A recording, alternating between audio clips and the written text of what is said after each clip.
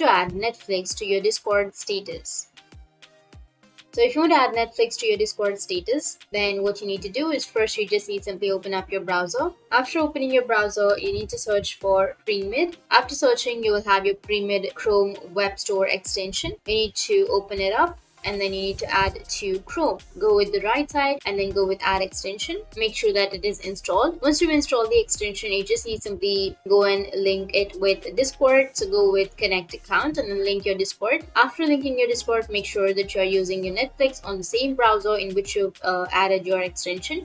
So you need to go with the extension, and under extension you need to go with pin, and here you need to just click on the extension section and go with link Discord. Scroll down, read everything, and then go with authorize. Once you've added your Discord, now you just need simply go and refresh your page and you'll get this kind of interface. Make sure that it is turned on. Now you need to go with the Netflix, which is on the right side, and enable the Netflix option. Once you've enabled, you need to go and just use your Netflix. Make sure that you're using your Netflix and your Discord on the same browser in which you've added the extension. So that is how you can add Netflix to your Discord status. And if you have any questions, feel free to comment below. Thanks for watching.